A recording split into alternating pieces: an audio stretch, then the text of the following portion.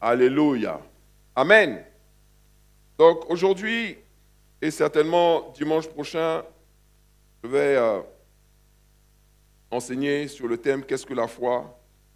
J'ai déjà prêché dessus, mais c'est sûr qu'on ne peut pas proclamer un mois de la foi et puis ne pas passer un peu quelques vitesses pour faire entrer un peu plus dans ce que c'est que la foi. Amen. Dis à ton voisin, qu'est-ce que la foi? Qu'est-ce que la foi? Alléluia. Dans une école que j'ai faite qui s'appelle l'école de la foi, donné une série d'éléments qui étaient la foi, mais par la grâce de Dieu, le Seigneur a complété cette liste-là. Et vous savez, quand vous écrivez, après vous pouvez ensuite faire des nouvelles éditions et puis rajouter 2-3 trucs. Une des choses importantes que j'avais données, mais que je vais rappeler, bien entendu que je ne vais pas reprendre le cours, mais bon, on va l'augmenter. Qu'est-ce que la foi va se faire en 2 parties. Je disais que la foi, dans le monde spirituel, c'est comme l'argent dans le monde physique. La foi dans le monde spirituel, c'est comme l'argent dans le monde physique. Qu'est-ce que je veux dire par là? Il dit, la foi, c'est la ferme assurance des choses qu'on espère, une démonstration de celles qu'on ne voit pas. Quand tu veux acheter une paire de chaussures que tu as vue sur Internet, tu as fait tes recherches, tu as vu le nom du magasin, tu as vu l'adresse du magasin, tu as vu le prix de la chaussure. Donc la chaussure fait 120 € et que tu avais prévu 200 € pour t'acheter une paire de chaussures et tu vois finalement que la paire fait 120 €, déjà tu es déjà content parce que tu avais prévu plus que le prix que c'est annoncé. Ça ne va pas te perturber plus que ça. Du coup, tu dis, ah, chic alors, on te dit, bon, écoute, la promo ça finit ce soir, donc il faut que tu fasses vite pour pouvoir l'acquérir. Qu'est-ce que tu fais? Tu te lèves et tu vas vers le magasin. Si tu rencontres quelqu'un sur la route qui te demande où tu vas, qu'est-ce que tu vas faire? Tu dis quoi? Je vais chercher une chaussure. Est-ce qu'il y a un doute pour toi que tu vas revenir avec la chaussure? Non, tu te vois déjà avec la paire de chaussures.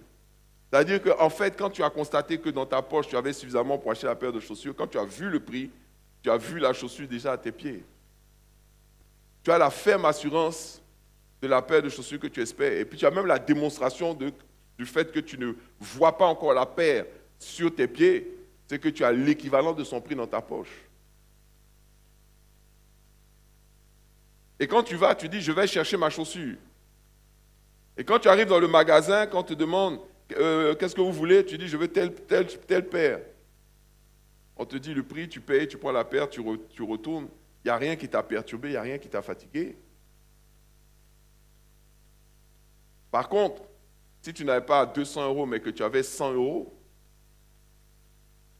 là, les choses changent un peu. Tu n'as plus la ferme assurance de la chose que tu espères. Et tu n'as plus la démonstration de celle que tu ne vois pas. Pourquoi? Parce que c'est basé sur des peut-être. C'est possible que. Donc si quelqu'un te demande où tu vas, tu dis, je vais voir dans un magasin là, voir si je ne peux pas essayer de... Tu vois, le discours maintenant, c'est plus oui, non, c'est un peu alambiqué. Et quand tu arrives dans le magasin, tu tournes un peu, tu regardes, tu espères que peut-être ils n'ont pas un peu fait une autre solde ou une autre diminution, machin, si on peut négocier et tout. Quand la personne te demande qu'est-ce que vous voulez, tu dis plus je veux cette chaussure, on te dit j'aimerais savoir si, est-ce que c'est possible de réserver, de mettre de côté, ou bien est-ce qu'on peut avoir une réduction? Là, c'est différent. Tu n'as plus la ferme assurance de la chose que tu espères. Voyez? Donc, dans le monde spirituel, il dit, il te sera fait selon ta foi. Il te sera fait selon ta foi. Si ta foi atteint le niveau de la chose que tu veux, la chose va se manifester. Par contre, on peut aller encore plus en profondeur dans la description, dans l'enseignement, dans la compréhension de ce qu'est la foi. Et nous avons besoin de le saisir maintenant, parce que quand ce n'est pas au moment où tu marches sur l'eau que tu vas commencer à recevoir les enseignements sur la foi, tu risques de marcher que 2 secondes ou 3 secondes, un peu comme Pierre. Ce n'est pas au moment où tu t'envoles que tu vas commencer à chercher à comprendre ce que c'est que la foi, parce que tu risques de vite revenir sur terre. La foi est primordiale pour la vie de l'enfant de Dieu, pour la vie du chrétien, car il a dit, or sans la foi, il est impossible de lui être agréable. Sans la foi, c'est impossible d'être agréable à Dieu. La Bible ne dit pas souvent impossible. En réalité, la Bible dit que tout est possible. Et la Bible dit que tout est possible à celui qui croit. La Bible dit également que ce qui est impossible à l'homme est possible à Dieu. Mais c'est cette même Bible-là qui dit, tu peux faire toutes les combinaisons que tu veux, tu peux avoir toutes les vertus que tu veux, tu peux avoir toutes les circonvulations que tu veux, tu peux avoir tous les temps de jeûne que tu veux, tu peux avoir toutes les confessions que tu veux. Sans la foi, il t'est impossible d'être agréable à Dieu. Alléluia, dis à ton voisin, c'est impossible, sans la foi. Donc, on veut être agréable à Dieu, il nous faut la foi. Concrètement, qu'est-ce que la foi? La foi, je peux le mettre comme ça, c'est un partenariat actif avec Dieu.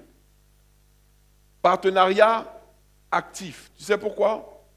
Parce que la foi va toujours te rendre co-acteur avec Dieu dans l'accomplissement de son œuvre, mais qui peut être également ton destin. Dis co-acteur.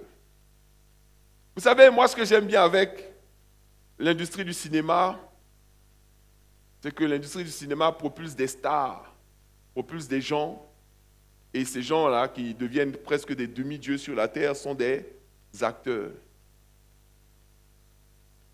En réalité, ils ne sont pas aussi durs que tu le vois dans le film. Il y en a dans un film, lui seul, il va tuer 45 bandits, monter du premier étage jusqu'au sommet, tuer les chefs bandits, sortir, sauter par la fenêtre, s'accrocher à un hélicoptère, laisser l'hélicoptère descendre, glisser, tout ça. Dans la vraie vie, tu vas mettre un gars devant lui, le gars il va commencer à trembler. En réalité, il ne faut pas penser que l'acteur et le brave que tu vois, il ne faut pas penser que les deux sont pareils. Sinon, si tu es dans des problèmes, tu vas dire « Hey, Bruce !» Mais Bruce Willis, de la vraie vie, n'est pas le Bruce Willis de 24 heures ou de 48 heures. Non. Will Smith n'est pas la légende qu'il est dans les films d'action dans lesquels on l'a vu. Dans les films d'action de Will Smith, non, le gars, il est trop dangereux, trop fort. Lui seul, il finit avec les extraterrestres, tout ça. Il combat contre des puissances, des forces obscures. Mais lorsque les gens ont ouvert un peu la fenêtre de sa maison, ils ont compris qu'il était Will Smith. Il y en a même comme des stars qui représentent la virilité, un gars comme Tupac Shakur. Tout le monde pense que Tupac Shakur, c'était un gars viril, un bad boy. Non, Tupac Shakur était non seulement efféminé, très efféminé dans sa vie normale, mais également de l'autre côté. Donc, un acteur, et une autre chose que j'ai vue aussi dans les films, c'est comment toute une machine peut se mettre en marche. Juste pour propulser une personne, comme par exemple, la dernière fois, je voyais avec d'ailleurs le prophète Steve qui est en mission aujourd'hui, qui sera avec nous jeudi. Et il regardait la bande-annonce de Black Panther. Et puis, quand la bande-annonce est terminée, il dit, non, il a trop réussi son film. Il dit, non, il a trop réussi son film. Je dis, mais qui a trop réussi son film?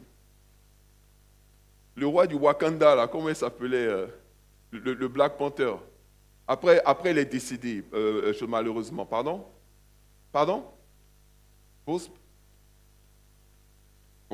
en tout cas après il est décédé, il dit il a trop réussi son film. Donc, effectivement, je me dis, mais c'est vrai que quand on regarde un film, on a l'impression que c'est l'acteur qui a réussi le film.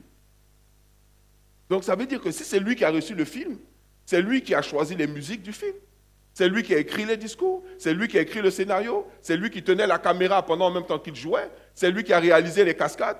Des fois, vous voyez des cascades, il s'est fait par des figurants, c'est même pas lui.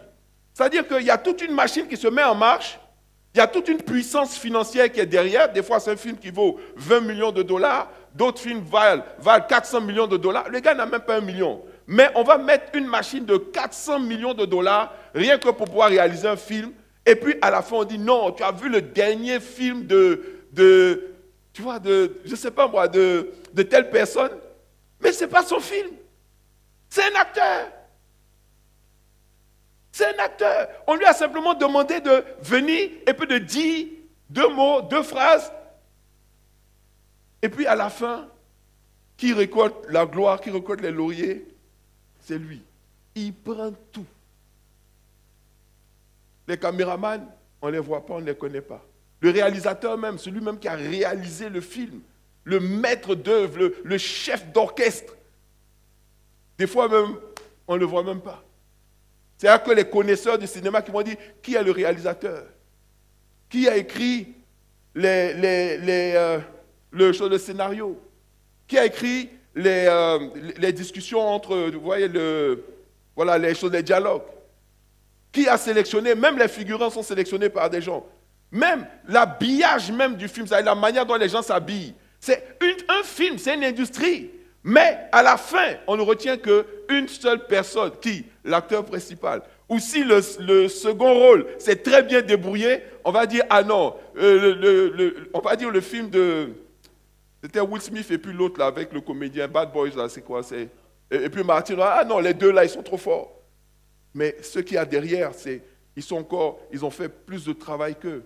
Mais les autres sont des acteurs. On leur demande juste de jouer un rôle. Je vais vous dire une chose. Quand la foi, dans sa réalité et dans sa manifestation, celui qui agit, il est un acteur. Il n'a pas le pouvoir, il n'a pas la force, il n'a pas, la force ne repose pas sur lui. Quand Moïse se retrouve devant la mer,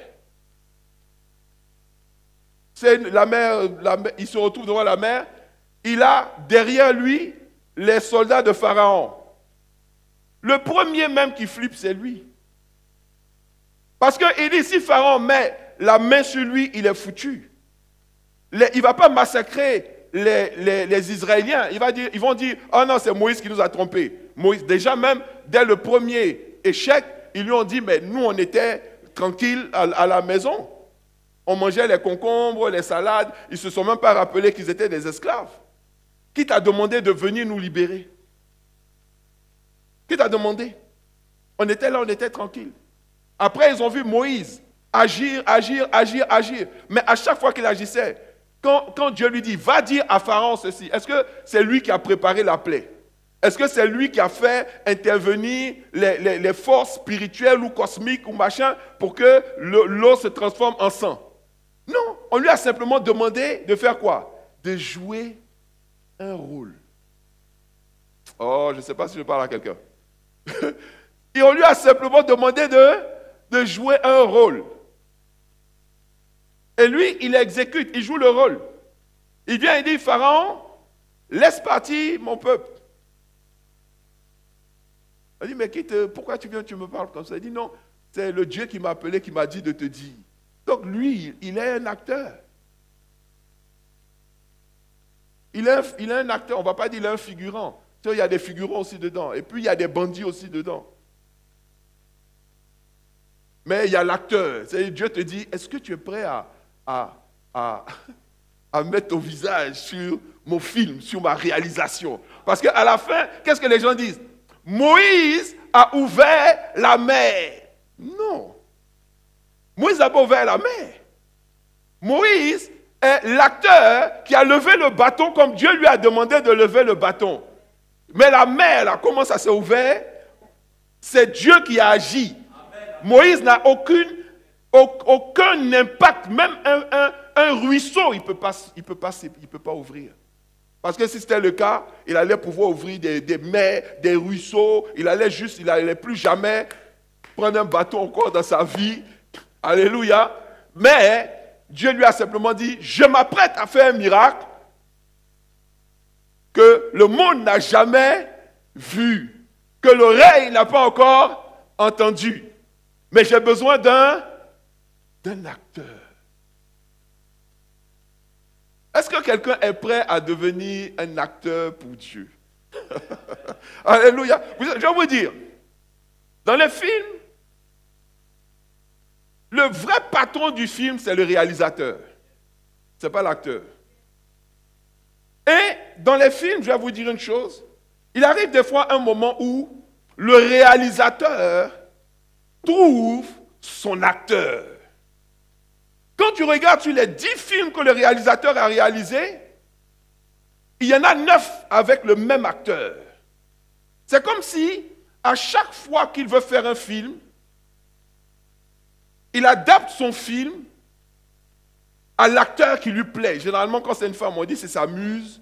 Et quand c'est un homme, je ne sais pas, en tout cas, il y a des réalisateurs, par exemple, je ne sais pas moi, on a parlé de Jean-Paul Belmondo, c'était la même chose, on a parlé d'Alain Delon, c'est-à-dire ils ont trouvé un jeune acteur, mais après, à chaque fois qu'ils réalisent un film, c'est comme si même quand ils réalisent le film, ils le réalisent en fonction de l'acteur. Mais je vais vous dire, qu'est-ce qui fait que le réalisateur aime son acteur? C'est parce qu'il fait ce qu'il lui dit de faire. Quand le réalisateur dit saute, il saute. Quand le réalisateur dit saute en ayant l'air content, il saute en ayant l'air content. Quand le réalisateur lui dit saute en pleurant, il saute en pleurant. Quand le réalisateur dit saute en pleurant, et puis l'acteur dit mais pourquoi je vais sauter en pleurant? C'est pas normal, le film là, normalement ça doit être comme si, pourquoi machin, ou il fait pas. Les gars, il dit écoute, il va se trouver un autre acteur. Regarde les miracles que Dieu a fait avec les hommes dans la Bible. Et tu vas constater cela. La foi fait de toi un acteur pour Dieu. Il fait que tu vois Dieu comme étant le réalisateur et tu demandes à Dieu, what is my partition? Quel est mon rôle? Ton rôle, c'est de parler, c'est de dire, par exemple, lève-toi et marche. La personne va se lever et marche. Ton rôle, c'est de remplir les jarres d'eau et d'apporter ça à l'ordonnateur de la fête. Oui, mais tu me dis de remplir des jarres d'eau, d'apporter à l'ordonnateur de la fête. Mais à quel moment l'eau devient du vin? Ça, ce n'est pas ton problème. Cette partie-là, non, depuis que je vis sur la terre, moi, je n'ai jamais vu que l'eau est devenue du vin. Ce n'est pas ton problème. Non, mais il faut que tu m'expliques d'abord comment l'eau va devenir du vin avant que je fasse. C'est que tu n'es pas prêt. La seule chose que je te demande, c'est de bien jouer ton rôle.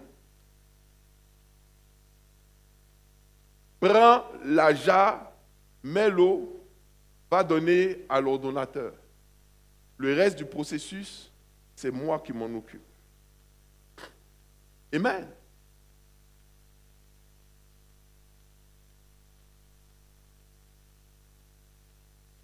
La foi, ce n'est pas non plus de regarder Dieu faire. Voyez? Parce que l'acteur ne peut pas dire, bon, si c'est ça, je m'assois, monsieur le réalisateur, fais ce que tu dis, fais ce que tu me dis de faire. Parce que c'est ce que certains veulent. C'est-à-dire, ils veulent être aussi, s'ils ne sont pas acteurs, ils veulent être des spectateurs. Et ils veulent maintenant demander au réalisateur de jouer le rôle. Non, le réalisateur réalise, l'acteur joue le rôle. Donc, la foi, ce n'est pas de s'asseoir pour regarder Dieu faire. Parce que je vous ai parlé de Moïse, quand il était devant la mer, son rôle, c'est-à-dire lui-même, il dit, mais ce n'est pas possible. Dieu, regarde dans quelle situation on est. Devant, c'est la mer. Derrière, c'est l'armée de Pharaon. Ils sont énervés contre nous, ils sont sur leur char, ils viennent pour nous détruire. Et celui même qu'ils vont tuer en premier, c'est moi. Ils vont faire de moi un exemple. Les autres, c'est des esclaves. Ils ne peuvent pas tuer la poule aux œufs d'or. Ils vont les ramener, ils vont les corriger. On va leur donner plus de travail. Mais moi, je suis foutu. Qu'est-ce que je fais? Dieu lui dit, qu'est-ce que tu as dans les mains? Moïse dit, j'ai un bâton. Mais Dieu lui dit, lève ton bâton au-dessus de la mer. Il ne lui a pas dit, ouvre la mer. Il lui a dit, joue ton rôle. Voilà ton rôle. J'ai besoin que quelqu'un tende le bateau au-dessus de la mer. Et quand il tend le bateau au-dessus de la mer s'ouvre. Lui-même, il est aussi, là maintenant, il est spectateur. Mais avant d'être spectateur de ce que Dieu va faire, il faut d'abord que tu sois un bon acteur, que tu joues ton rôle. Donc Dieu fait de toi, Dieu t'associe d'une certaine manière à sa réalisation. Mais il t'associe à quel moment? Finalement, c'est comme si même tu récoltais presque tous les lauriers pour quelque chose que tu n'as pas planifié, pour quelque chose que tu n'as pas organisé, pour quelque chose que tu n'as pas même anticipé. Moïse, à aucun moment ne s'est dit, ah, si on prend cette direction, on va se retrouver face à la mer, et avec la mer de trucs. Si c'était lui, il allait peut-être se dire, bon, on va essayer de passer par là, on va essayer de passer par là. Dieu lui a dit, je veux que tu passes là. Moïse était un très bon acteur. Dieu, très bon acteur. D'ailleurs, quand Dieu l'a appelé, c'était presque un casting même pour un acteur. Parce que ce sont les réponses auxquelles Moïse a répondu. Il dit, mais là où tu me vois là, je ne sais même plus parler, je ne sais pas bien parler. Je ne sais pas faire. Dieu dit, reste, fais seulement ce que je te dis de faire. Donc la foi, en réalité, consiste à avoir suffisamment confiance en Dieu pour pouvoir simplement faire ce qu'il te dit de faire. Amen. La foi, c'est d'avoir suffisamment confiance. Tu as suffisamment confiance en Dieu pour faire simplement ce qu'il te dit de faire. Sans te préoccuper de « et si ça marche, et si ça ne marche pas, comment les gens vont me voir, est-ce que les gens vont se moquer de moi, machin, ceci, cela ». C'est pour ça que la Bible dit qu'il est impossible de lui être agréable. Aucun réalisateur ne peut tourner avec un acteur qui ne fait pas fidèlement ce qu'il lui demande de faire. S'il lui dit, là, à ce moment-là, le bandit te met KO. Donc quand il te donne le point, tu tombes en même temps. Il dit, mais non, pourquoi? Est-ce que c'est possible? Ou bien, il dit, d'accord, j'ai compris. Et puis quand le gars envoie le point, il bloque, et puis il donne. il donne aussi. Et puis le réalisateur dit, mais qu'est-ce qui s'est passé là? Il dit, non, j'ai décidé que lui, il ne pouvait pas avoir le dessus sur moi, comme c'est moi le chef, c'est moi qui a le bon rôle dans le film. Donc au dernier moment, j'ai changé le scénario. Tu penses que ça va se passer comment? Il a gâté le film. Il va devoir, soit il reprend la scène, soit on le vit. Et il n'aura plus jamais de travail.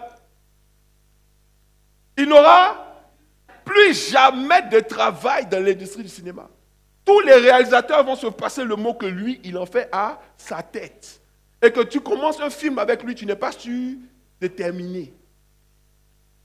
Et tu vas perdre tout ton budget là. Parce que le gars a décidé que lui, on ne peut pas le mettre KO dans un film. Est-ce que vous comprenez? Donc ce n'est pas à toi de déterminer le scénario du film.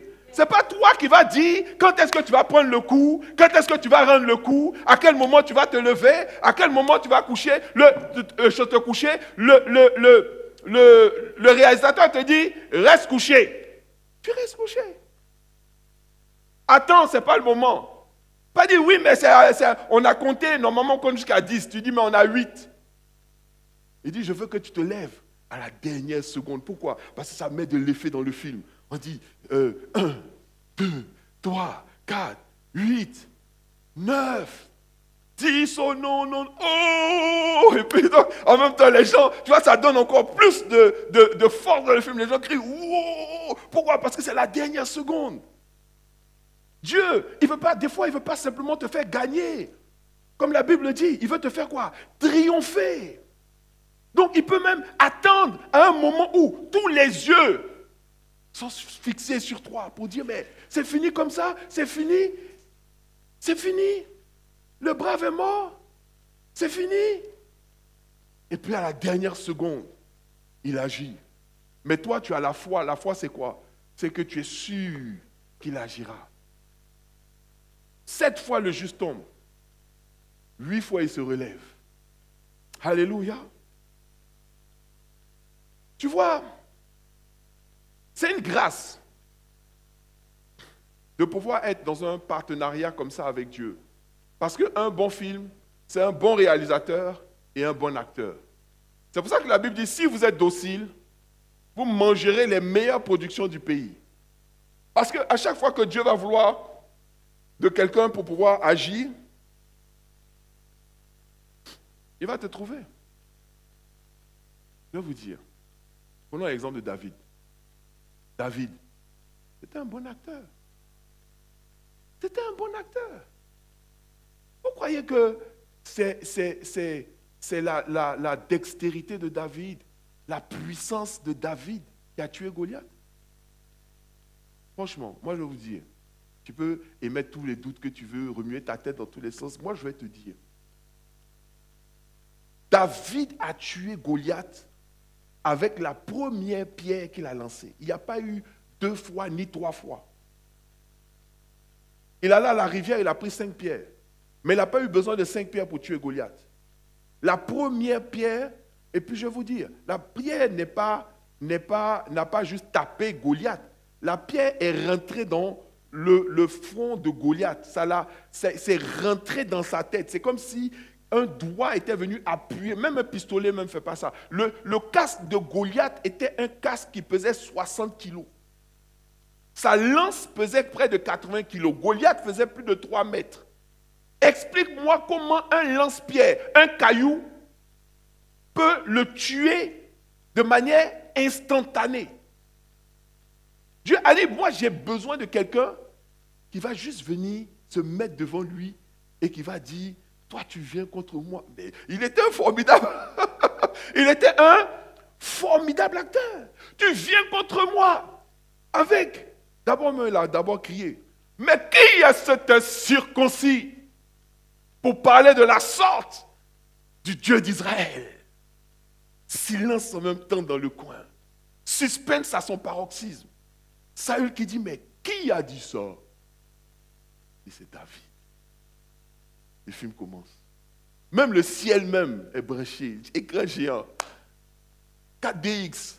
Tout le monde regarde, mais on dit, on dit, mais le ciel même est en train d'assister à la réalisation de Dieu.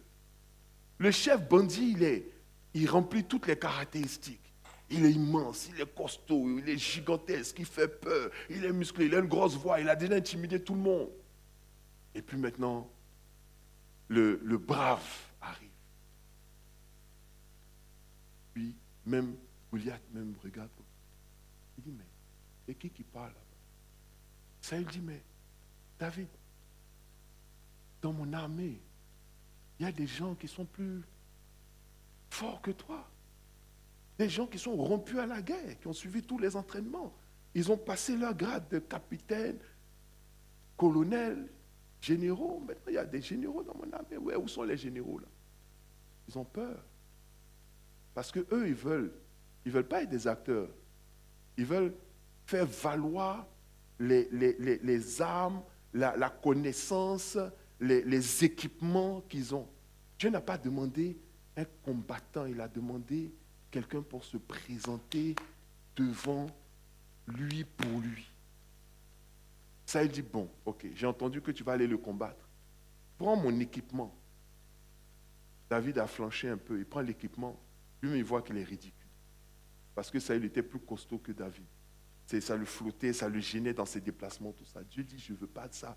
Moi, je veux que dans le film, le chef bandit soit.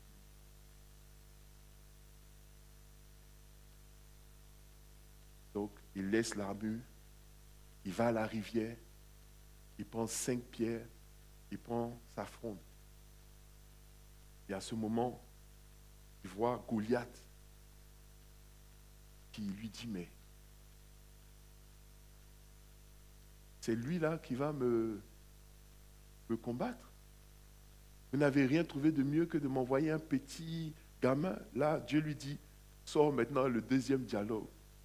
Il dit, tu viens contre moi avec la lance et le javelot. Mais moi, je viens contre toi au nom de l'Éternel des armées. Au ciel. Parce que eux, ils savent. Et si tu n'as pas foi en Dieu, tu ne peux pas dire ça. Parce que mais ça ne marche pas. Goliath va m'attraper. Il va me détruire. Mais il donne sa deuxième ligne. Et après, le combat commence. Il lance la fronde. Dès qu'il lance, on ne sait pas comment il a lancé. En tout cas, ce qui est sûr, c'est que le réalisateur s'est assuré. Vous savez, dans les films, là, c'est pas. Des fois, tu vois les gars tirer. Il y a des gens qui disent, il y a des choses qu'on voit dans les films. En réalité, ça n'existe pas. Ce n'est pas possible. C'est juste pas possible. Quand tu vois, par exemple, les gens qui tuent les gens à bout portant, là. C'est-à-dire, tu prends, et puis le bandit, et puis tu tires. Mais ce n'est pas possible. Tu tires un gars à bout portant, son crâne explose, tu as du sang partout. Tu ne peux pas faire ça 2 fois d'affilée, c'est fini. Le combat est terminé. Des gens qui tirent sans recul, des gens qui machin, tout ça, ils font des trucs. Ça n'existe dans la vie réelle. Ça n'existe pas. Si on tire un pistolet dans une pièce fermée, tu vas être étourdi parce que tes oreilles là vont siffler. Tu vas perdre presque tous tes choses, tes repères. C'est pour ça que quand les gens vont dans les stands de tir, ils ont des casques. C'est pour ça que même les militaires, quand ils tirent avec des armes sans silencieux, ils sont équipés de casques pour ne pas que le bruit les trucs les perturbe. Mais tu vois, le gars, lui seul, il est là, il tire, et puis il n'y a rien. Des fois, même du sang même peut couler de tes oreilles. Quand le bruit est trop fort. Ce n'est pas la réalité. Mais la réalité avec Dieu, c'est qu'il veut tout simplement, comme Marie l'a dit, que tu fasses tout ce qu'il te dit de faire. Alléluia. Donc la foi consiste à faire ce que Dieu te dit de faire. Ce n'est pas regarder Dieu faire. Vous voyez? Trop de personnes se sont dit, Dieu va faire, Dieu va faire. Non, Dieu ne va pas faire. Est-ce que tu comprends? Il veut faire, il va faire, mais il veut le faire avec toi comme acteur. Il veut que tu joues ton rôle. Même si c'est un rôle insignifiant, même si tout ce qui a été bâti est énorme, mais il a besoin qu'il y ait un bras devant, un acteur, quelqu'un pour parler, quelqu'un pour dire, quelqu'un pour proclamer. Comme ça, quand les gens vont demander, mais comment cela s'est fait? Tu vas dire, c'est Dieu qui l'a fait. Amen. Donc ne dis pas, c'est comme si le réalisateur te dit, crie. Et puis tu dis, mais toi-même, il faut crier. Il y a trop de chrétiens qui sont comme ça. Il te dit, mais proclame. Il dit, mais il faut proclamer. Confesse. Il faut confesser. Ordonne. Mais Dieu ordonne. Et puis lui, pour lui, il a le plus haut niveau de foi. Hein? C'est-à-dire pour lui, il a trop la foi. Non, Dieu va faire. Dieu va faire. Non. 20 ans après, Dieu va faire. 30 ans après. Dieu peut faire. Dieu. Après, c'est eux qui deviennent les chrétiens aigris. Là. Quand tu viens, puis tu es là. Bon, la foi. On dit, laisse-les, ils ne connaissent pas la vraie vie. On est là depuis, ça fait 30 ans maintenant. On a grandi en sagesse. Que sage? Dieu, on ne demande pas à un acteur d'être sage. Quand il s'agit d'aller à l'action, c'est pas la sagesse, c'est pour bâtir ta vie. L'acteur, il est sage, c'est pour bien placer l'argent qu'on lui donne. Tu vois? Pour ne pas que la gloire lui monte à la tête et puis qu'il commence aussi à tomber dans la drogue, dans ses dérives, à gaspiller son argent. Là, il a besoin de sagesse pour ça. Mais il n'a pas besoin de sagesse pour jouer son rôle. C'est pas ce qu'on lui demande. On lui demande simplement de faire quoi? D'obéir, de faire ce qu'on lui dit de faire.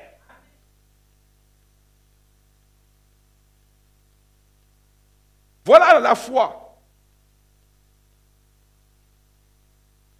Ce n'est pas discuter. C'est faire avec Dieu en ayant les regards fixés sur lui.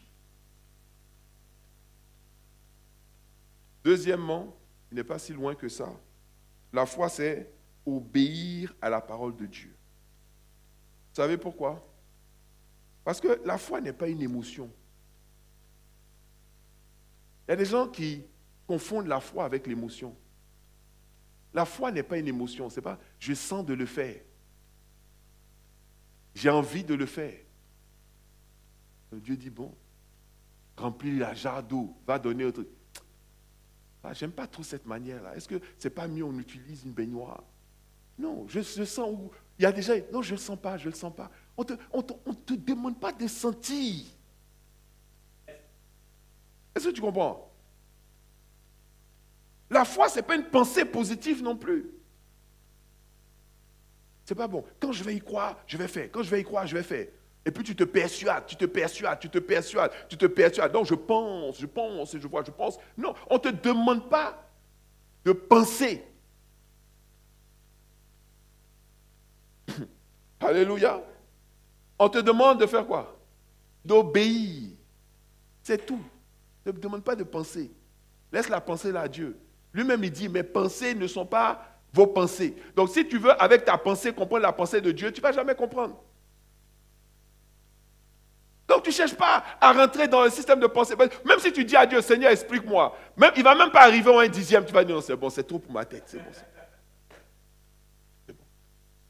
Dieu va t'expliquer comment le sperme qu'on ne peut même pas voir à l'œil nu est capable de devenir un être humain, même s'il est court, de 1,50 m. Tout le processus derrière, avec des yeux, une peau, des sourcils, cheveux. Et bizarrement, jamais on va aller prendre un cheveu quelque part pour venir. Bon, maintenant on peut faire ça. Je ne sais pas, mais je ne sais pas si c'est quelque part. On prend tes propres cheveux généralement. On prend tes propres cheveux pour mettre ta propre peau, pour greffer et tout ça. Mais on a, justement, même tes cheveux, on ne va pas aller prendre des cheveux quelque part pour venir mettre sur ta tête. On va prendre tes propres cheveux. Ça veut dire que, je ne sais pas combien de mètres, il y en a qui ont 40 mètres de cheveux dans toute leur vie, depuis leur naissance jusqu'à leur mort. D'autres ont 100 mètres de cheveux. Les 100 mètres de cheveux qui sont sortis de ton corps là, étaient dans les petits trucs là qu'on ne pouvait pas voir. Et puis, ce n'est pas que ça. Ta peau aussi était dedans. Tes yeux sont dedans. Tes oreilles sont dedans. Tes os sont dedans. Ton cœur, ton foie, tes poumons, tes reins, tout est dedans. Et puis Dieu conditionne ça d'une manière que même à l'œil nu, c'est impossible de voir. Donc si quelqu'un, maintenant on a accepté que bon, c'est un mystère qu'on ne peut pas expliquer, tout ça. Mais le premier homme, Adam, il dit non, Dieu, explique-moi comment je vais voir, comment ça se passe. Comment tu as fait? Et puis, il peut pas. Mes pensées ne sont pas vos pensées. Mes voix ne sont pas vos voix. Donc Dieu ne te consulte pas pour comment il va faire. Il ne te consulte pas pour comment ça va se faire. Il ne te demande pas ton avis. Il ne te demande pas ton conseil. Il te demande simplement d'obéir. La foi consiste justement à obéir. Les grands hommes de foi sont des hommes qui ont obéi le plus simplement et le plus rapidement.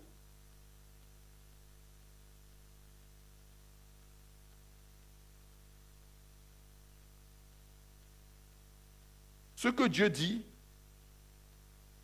ce que Dieu dit est plus important, est supérieur à ce que tu ressens ou à ce que tu comprends. Il n'y a même pas d'équivoque même. Genèse 12, verset 4.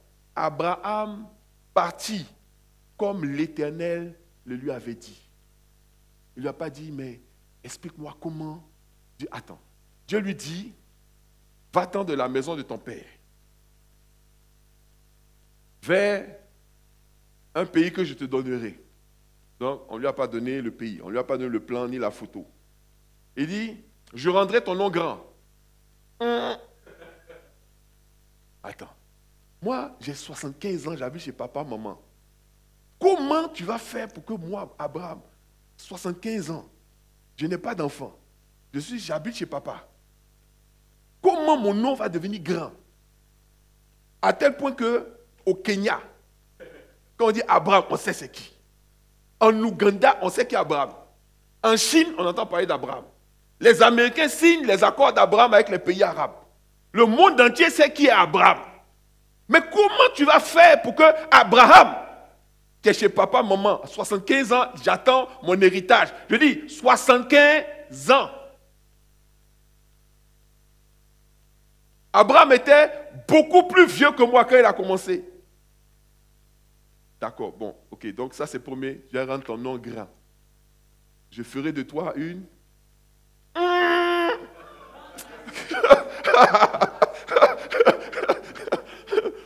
je ferai de toi grand...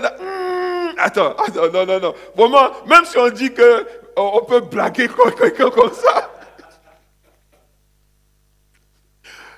Déjà, nous grands là, je ne sais même pas comment tu vas faire. Moi, Abraham, je suis d'un village quelque part là-bas, d'un bled. Le bled où Abraham était, on connaît, il vient de la région de Charan. Charan, c'est vers l'Iran là-bas. Il y a eu d'autres gens qui ont vécu chez leur papa et leur maman comme Abraham. Tu n'as pas entendu parler d'eux? Il y en a même qui ont construit des maisons. Il y en a qui ont bâti des écoles. Il y en a qui ont... Il y avait une bibliothèque là-bas. Il y en a qui ont bâti des bibliothèques. Il y en a qui ont écrit des livres. Mais on entend, ils ne sont pas devenus aussi grands qu'Abraham. Maintenant, on quitte non grand maintenant.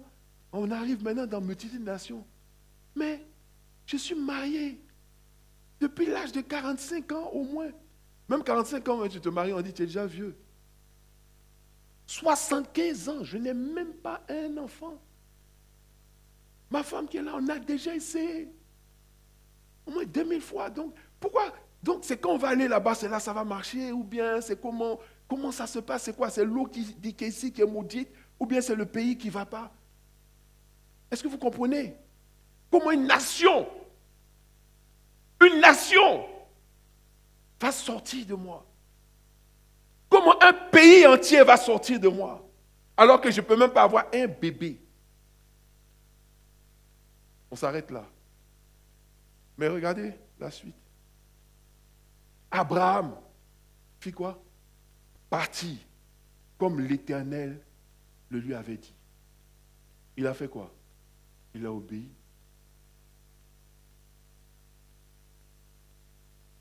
La foi, troisièmement, et on va arrêter là.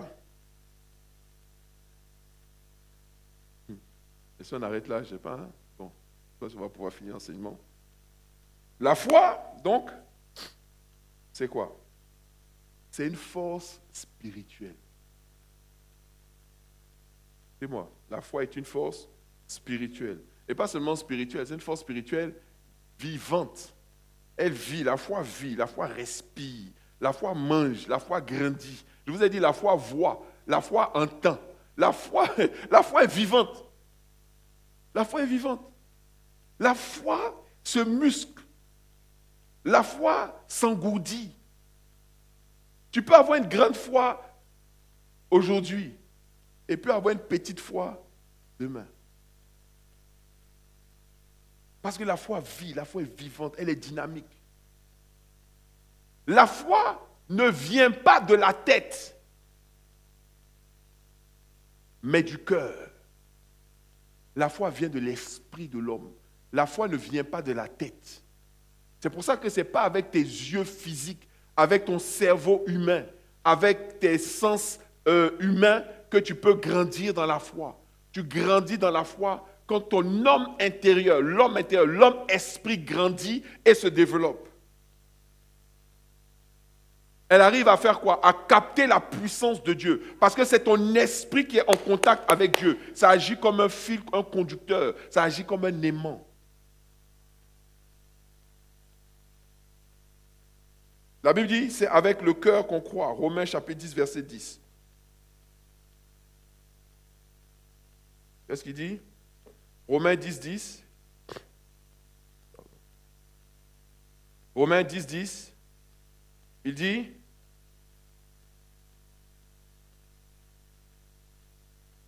voilà. Mhm.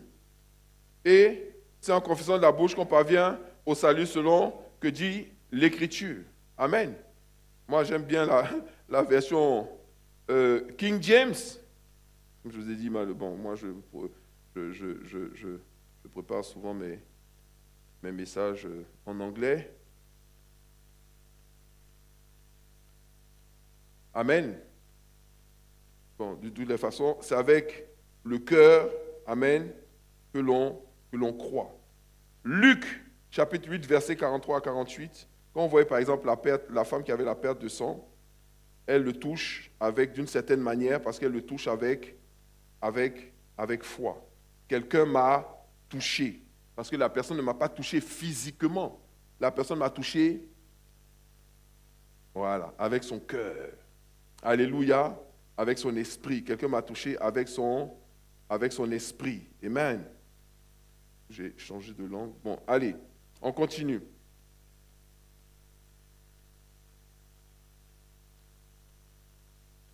Je pense qu'on peut aller jusqu'à 4, parce qu'il y en a beaucoup. Et on ne va pas aussi loin. On risque de s'arrêter, de ne pas avoir le temps dimanche prochain. Quel est, donc, parce qu'on en a parlé, si on doit établir une sorte de formule pour la foi. Avant, j'avais écrit croire, parler, agir et voir.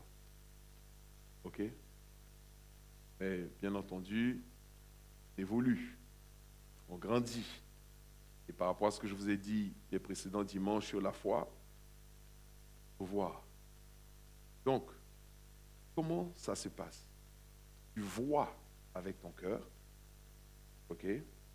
Tu crois, ok? Tu le verbalises, c'est-à-dire tu le confesses, tu le parles, tu agis en conséquent. Amen. Et ensuite, tu vois avec tes yeux. Amen. Donc c'est vraiment ça. Quand on dit foi, F-O-I, je vous ai dit souvent, c'est la force qui opère dans l'invisible. En fait, la foi, c'est comme un bras qui prend quelque chose dans le monde spirituel, dans le monde invisible, pour pouvoir l'emmener dans le monde visible. OK? Donc, pour que tu puisses prendre quelque chose dans le monde invisible, il faut que tu vois cette chose. Donc, tu vois avec tes yeux du cœur, tu vois dans l'invisible, tu vois avec la foi. La foi voit, tu vois ce que tu veux. Ensuite, c'est la foi qui te permet de prendre ce que tu vois dans le spirituel, qui n'est pas matérialisé. Et c'est pour ça qu'il dit dans Hébreux toujours, c'est par la foi que nous croyons que les choses que nous voyons viennent de choses que nous ne voyons pas. Amen. Donc la foi te permet de dire, je le vois, mais il n'est pas matérialisé. Je vous ai dit qu'on a commandé notre écran. L'écran a pris le bateau, ça a quitté la Chine, c'est quelque part en route. Normalement, à partir du 15, ça devait être arrivé depuis. Mais cet écran, je ne le vois pas physiquement. Mais je le vois dans mon esprit. Mais bizarrement, jeudi, quand on était en train de prier, pendant qu'on était en train de prier, je me retourne, je vois l'écran. Mais après, je cligne mes yeux, l'écran, on ne l'a pas installé, on n'a pas fait les installations nécessaires pour le mettre, les gens ne sont pas venus mettre les grilles, ils ne sont pas venus bâcher et tout ça. Mais je le vois. Je le vois, pour moi, il est là. Même si il y a des délais, il y a on ne sait pas si les outils, je ne sais pas s'ils ont tiré un truc quelque part qui a ralenti le bateau. On n'est pas au courant de ça, mais ce qui est sûr, c'est qu'il sera là. Alléluia. Parce que la foi, tu vas le voir dans ton cœur. Mais entre le moment où tu le vois dans ton cœur et le moment où tu le vois avec tes yeux physiques, il y a une série d'actions qui doivent être posées, basées sur l'obéissance, qui sont, comme je l'ai dit, parler et agir. Tu vas me dire, oui, mais pasteur, tu as dit croire. Parce qu'en réalité, tu ne peux pas parler si tu ne crois pas. Tu vois? Donc, le croire induit l'acte de parler, c'est-à-dire de le confesser, et d'agir, c'est-à-dire d'obéir. Amen. Je vais faire encore 2 derniers rapidement quand même, parce que je vous assure qu'il y a beaucoup de choses à dire sur la foi et c'est important. 5e, la foi nécessite un travail. Ça nécessite des efforts. Ça nécessite une série d'actions qui doivent être posées, qui sont d'ordre, je dirais, de la discipline. C'est-à-dire, tu dois t'appliquer à t'occuper de ta foi. C'est ce qu'on appelle nourrir sa foi. Si tu ne nourris pas quelque chose ou quelqu'un, cette personne-là va dépérir et elle va finir par mourir. Comme je vous ai dit, la foi est vivante. Donc la foi, comme elle est vivante, tout être vivant a besoin de manger. Les gorilles mangent des légumes. Même si quand tu les vois, tu te demandes si vraiment le légume peut rendre quelqu'un comme ça. C'est-à-dire que moi, franchement, quand je regarde un gorille, je me dis non, il doit manger de la viande. Non, c'est... Parce que même ces dents-là, il a des canines là qui sont tellement longues, tellement pointues. Quand tu vois le gorille au dos argenté là, mais il mange que des légumes, que des herbes. Avec des fruits, si tu veux le nourrir, tu ne peux pas lui donner. Il ne mange pas la viande, le gorille ne mange pas la viande. Il est costaud. Et là, quand tu analyses ça, c'est là que tu vois le pouvoir de la génétique et puis le pouvoir des hormones.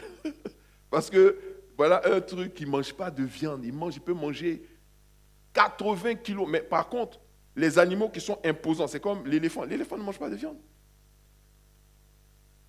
L'éléphant, c'est un herbivore. Voyez? Mais, comme il est imposant, il est grand, il va passer toute sa journée à manger. Il mange. Vous laissez un éléphant entrer dans un champ, là, il est capable de manger presque la moitié du champ de quelqu'un. Parce qu'il passe le temps à manger, parce qu'il n'y a pas beaucoup de nutriments dans les légumes et puis dans les trucs comme ça. Donc, ce sont des êtres qui mangent. Un lion, lui, par contre, c'est un carnivore. Il doit manger de la viande. Tu ne peux pas élever un lion en lui donnant des concombres. Ce n'est pas possible. Il va te manger toi-même. Voilà. Donc, tout être vivant, tout ce qui est vivant a besoin de manger. A besoin de manger. Et d'après vous, qu'est-ce que mange la foi? La foi mange la parole. La foi se nourrit de la parole. La foi vient de ce qu'on entend. Et ce qu'on entend vient de la parole de Dieu. La nourriture de la foi, c'est la parole. La parole, la parole, la parole, la parole. Amen. Et ça demande que tu fasses un effort. Et maintenant, 6e, quelle est la preuve qu'on a la foi? J'espère que ce n'est pas une colle. Quelle est la preuve qu'on a la foi?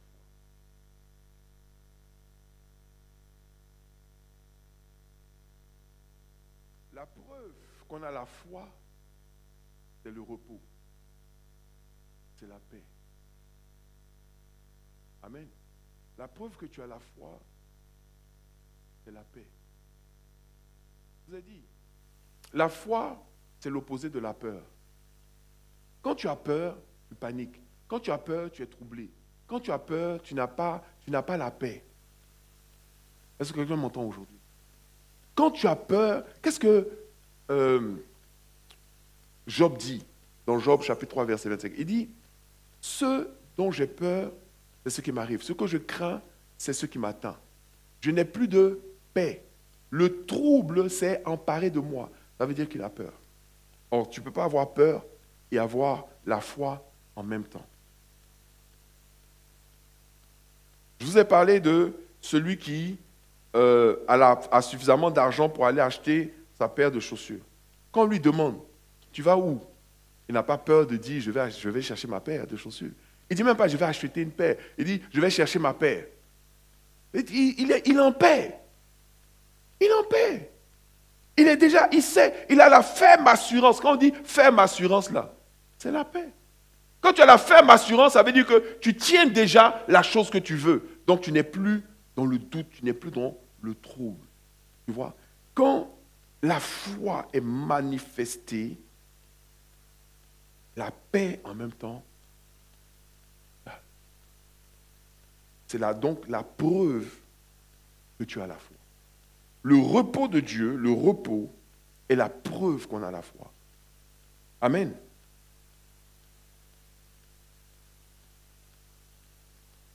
Quand tu as la foi, et c'est pour ça que je dis qu'on grandit, que la foi est vivante et que la foi est dynamique et on grandit dans la foi et la foi baisse aussi. Et la foi peut baisser. Il y a eu des moments où les disciples de Jésus ont manifesté une grande foi. Ils avaient une grande paix. D'ailleurs, quand il les envoyait pour aller évangéliser, il les envoyait 2 par 2. Il leur a dit, allez, dans toutes les maisons, on va vous recevoir. Entrez-y et faites quoi? Et laissez-y votre paix. Entrez-y et laissez-y quoi? Votre paix. Et si jamais on vous refuse, faites quoi? Secouez la poussière en dessus de vos pieds et puis continuez votre chemin. Quand ils partaient là, il y a un qui a dit, mais comment on va faire pour manger? L'autre a dit, mais on a besoin d'avoir un peu de denrées sur nous. Il leur a dit, vous partez, vous n'emportez rien. Vous n'emportez? Vous connaissez quelqu'un qui part en voyage sans rien. En fait, ouais, c'est-à-dire que, tu sais que tu es en paix. Peut-être que tu acceptes ça. Tu dis, non Seigneur, je vais prendre ma trousse de toilette. J'ai dit quoi? Ah non, je vais prendre une paire de chaussures de réchange. J'ai dit, ah, mais si il y a un problème, j'ai besoin d'emporter au moins des vêtements, tout ça. Il dit, quand les gens vont vous recevoir, là, ils vont vous donner des vêtements. Ils vont vous donner à manger. Ils vont s'occuper de vous. Ils vont vous donner un endroit où dormir. Les disciples disent, ça là, on n'a jamais vu ça. Ok, mais ils ont fait quoi? Ils sont partis. La Bible dit, quand ils sont revenus, ils étaient comment? Ils étaient dans la joie. Ils étaient euphoriques, ils étaient excités. Ils disaient, oh Seigneur, on est parti. Mais vraiment, c'était extraordinaire. Mais les démons nous étaient soumis. On a eu la meilleure expérience de notre vie. On a même le... Et qui était dedans même, dans le groupe là? Même Judas était dedans. Tous ceux qui sont partis là, ils ont expérimenté des miracles, des délivrances, des guérisons. Ils ont vu l'abondance, ils ont vu des dons, des cadeaux. Ils n'ont manqué. Il dit, quand vous êtes allés là, vous avez manqué de quelque chose? Non, vous avez manqué de rien. Il y a des gens qui doivent voyager. Je fais comment je fais? Et si l'avion arrive en retard? Donc il a 2 valises. Une valise au cas où, machin. Et puis, je vais prendre quand même des affaires que je mets dans mon sac à main, comme ça, c'est à côté de moi. Et puis, ah, il faut des médicaments. Quels médicaments? Et si j'ai mal à la tête? Et si je tombe? Et si je me blesse? Et si je me coupe? Et mes ongles? Et mes dents? Le gars, il arrive à l'aéroport, 120 kilos. On dit, gars. Ou bien, il a 120 kilos de bagages. Deux grosses valises de 60 kilos. On dit, bon, il faut choisir entre les deux, là, il y a un qui va rester. Et non, je vais payer. C'est combien? On dit, bon, c'est 700 euros. Ah non, bon, ok, il y a un qui va. Mais mais lequel va rester? Bon, je vais prendre. Non, ici, là, j'ai ça. Non, mais je vais prendre ici. Non, mais c'est que, mon gars, tu n'es pas prêt. Pas prêt. Tu stresses trop. Tant que tu stresses, tu n'as pas la foi. Tant que tu as peur, tu n'as pas la foi. Tant que tu doutes, tu n'as pas la foi. Quand la foi est là, la paix envahit ton cœur. Tu dis non, c'est bon, c'est fini. Tu dis non, c'est fait. Quel que soit ce qu'on te dit, non, c'est fait. Quel que soit ce qui va se passer, tu as la ferme assurance des choses que tu espères. Le repos est la preuve qu'on a la foi. Dans Hébreux 4.3, il dit, nous qui avons cru, nous entrons dans le repos. Daniel 6 dit, Daniel dormait dans la fosse au lion. Jetez ça dans la fosse au lion. On jette Daniel dans la fosse au lion. Il dit, il n'y a pas un petit coin là. Attends, je vais prendre la pierre là, ça me servit d'oreiller. Et puis il se couche. Les lions, même les lions sont médusés. Les lions le regardent, ils disent, ah non, mais c'est notre collègue lion comme nous. On peut pas manger. Lion ne mange pas lion. Et puis, Daniel a dormi. Même le roi qui l'a fait jeter dans la fosse au lion avait plus peur que lui. N'est-ce pas? Hein? Même le roi qui l'a fait jeter le matin, très tôt le matin, il dit, Daniel, Daniel, ton Dieu t'a-t-il sauvé?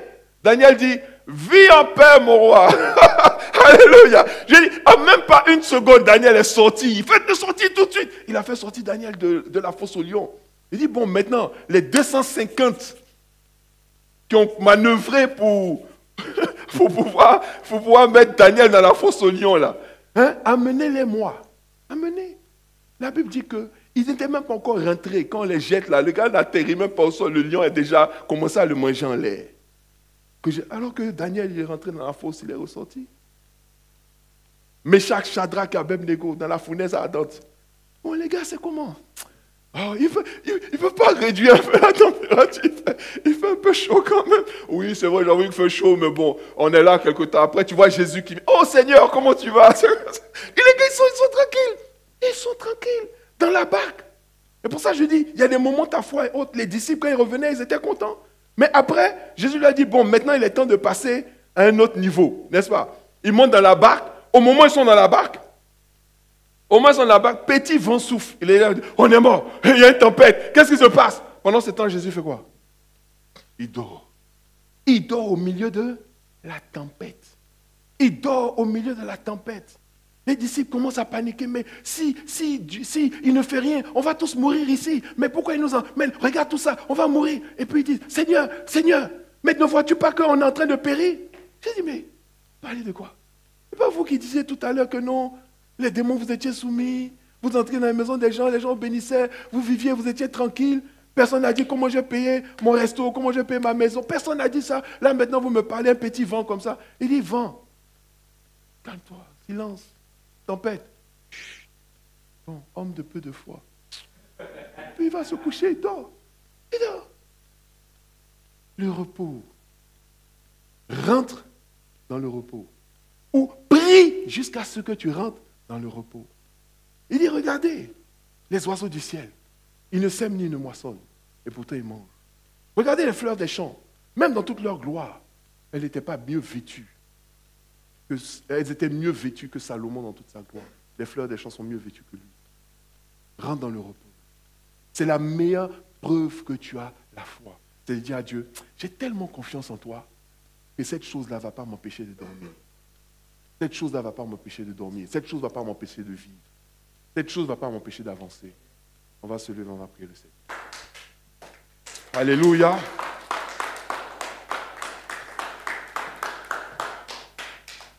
J'ai dû en donner au moins 6, 7 même, parce qu'il y en a beaucoup, j'en ai 12.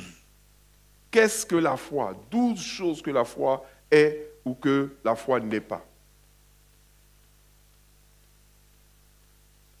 Vous savez, ici, le Seigneur nous permet de vous donner des choses qui sont très précieuses et très puissantes. Pas parce que pour le moment on n'est pas encore très nombreux, que ce n'est pas si puissant et si important que ça. Le moment va venir où si tu n'es pas assidu, si tu ne relis pas les messages, si tu ne réécoutes pas les messages, si tu ne t'appliques pas à prendre des notes, si tu ne t'appliques pas à grandir, quand tu seras en situation, tu vas dire, ah mais le pasteur, il avait prêché sur ça la dernière fois, mais c'était quoi même? C'était où? C'était... Ce n'est pas à ce moment. Dieu il fait tout selon un processus qui est très simple. C'est qu'avant l'action, il y a la préparation. Dieu ne permet pas l'action avant la préparation. On n'a jamais vu ça. Il te prépare d'abord. Après, maintenant, il te dit, bon, maintenant, on rentre dans l'action. Et une autre chose aussi que j'ai vue avec Dieu, c'est que plus le temps de la préparation est long, plus le temps de l'action va durer. Il y a des gens, on les prépare. Vous savez, tous les métiers ne sont pas pareils. Hein. Il y a des gens là. Tu veux un travail, tout de suite, tu dis, bon, on va te former tout de suite. En 6 mois, on peut te former. Hein. En 6 mois, on peut te donner une qualification. Tu prends là, tu déposes là. Tu prends là, tu déposes là. Mais seulement, il ne faut pas vouloir avoir le même salaire que celui qui a mis 12 ans pour apprendre quelque chose. Parce que ceux qu'on forme en 6 mois, là, on peut former 100 000 dans la même année. Donc si on te dit, bon, on va te donner ça, tu dis, tu ne veux pas, c'est pas grave. Il y a 99 999 comme toi qui peuvent faire ce que tu fais. Par contre, il y en a, on dit oui, les capitaines d'industrie, là, les patrons des grandes entreprises, pourquoi est-ce que lui seul, il peut gagner par année 7 millions d'euros et puis quand il échoue et puis il part, on lui donne un parapluie atomique de 40 millions. Il dit, mais nous, on pilote des industries. On veille à ce que les fils de ravitaillement soient connectés avec. On gère en même temps la macroéconomie, la micro, les investissements, l'avenir. Donc, c'est des orfèvres. Et ils sont 4, 5, généralement sur un poste. Donc, tu ne peux même pas négocier. Des fois, il y a un seul qui est capable. Tu es obligé de lui donner ce qu'il te demande. Prions notre Dieu, que Dieu donne de la valeur à notre vie. Alléluia. Que notre foi trouve son expansion, son développement, sa croissance maximale. Et que Dieu nous fasse la grâce de pouvoir la maintenir à un niveau élevé tous les jours de notre vie jusqu'à son retour. Prie ton Dieu ce matin.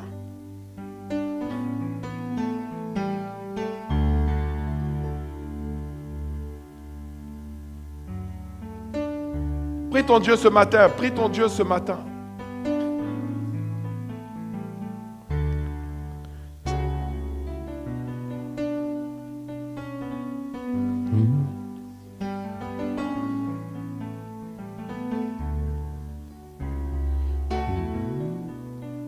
Nommé Jésus, qui est sûr à tout, tu es là.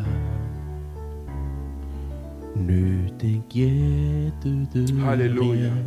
Tu vas répéter après moi, Seigneur. Je choisis de te faire confiance. D'obéir à ta parole. Et de te laisser agir puissamment dans ma vie. Donne-moi une foi vivante. Fais-moi entrer dans ton repos. Au nom de Jésus. Au nom de Jésus. Lève les mains vers le ciel. Père, j'exalte ton nom, je bénis ton nom ce matin. Ma prière est que vraiment cet élan dans lequel tu nous fais entrer puisse se manifester pleinement au sein de cette assemblée. Je prie, Seigneur, aujourd'hui que toute personne ici, y compris ceux qui nous suivent, ceux qui sont attachés à ce ministère, ceux qui ont envie de voir ce ministère prendre son plein envol et manifester son plein potentiel, que tout ceci, Seigneur mon Dieu, entre dans ton repos définitivement au nom de Jésus. Amen. Que le trouble s'éloigne de leur vie, que la peur s'éloigne de leur vie, que le doute s'éloigne de leur vie. Seigneur, démontre-leur ta suprématie. Démontre-leur la dimension extraordinaire que tu as. Que tous les problèmes auxquels le diable veut nous confronter s'aplanissent devant le bouclier de la foi que nous manifestons qui écrase tous les traits enflammés du malin. Seigneur, nous n'aurons plus jamais peur de lui, plus jamais peur de l'avenir, plus jamais peur d'être sans protection, plus jamais peur, Seigneur mon Dieu, d'échouer. Parce que si tu es avec nous, nous avons la victoire. Tu es le réalisateur et nous sommes les acteurs. Nous allons t'obéir et agir selon ce que tu nous demandes de faire. Et nous allons assister, et nous allons contempler, et nous allons être les spectateurs de la victoire écrasante que tu nous donnes sur les mensonges de l'ennemi. Que ton nom soit béni pour tout ce que tu fais dans notre vie. Au nom de Jésus, nous avons prié, le peuple de Dieu dit Amen. Alléluia. Vous êtes bénis. On va faire les offrandes. Amen. Dieu t'a mis à cœur de semer dans l'église. Tu as une dîme, tu as une offrande, tu as un vœu.